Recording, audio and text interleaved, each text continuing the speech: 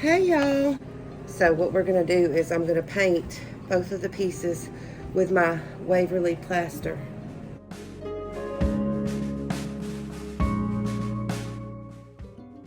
So you're just gonna let those dry after you give them a coat of paint. Okay, so once your piece is dry, just gonna put them back together. And then the next thing we're gonna do, and we're gonna take and Mod Podge these to the bunny. And you just tear them. I don't want it to look perfect, so I'm not cutting, I'm just tearing.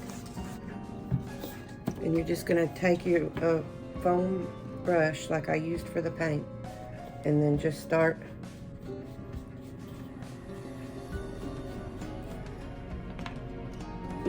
put you a coat of Mod Podge on there.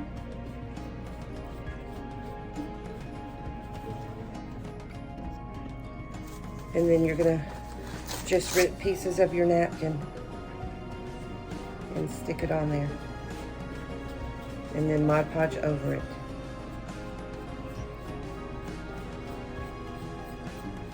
Just like that.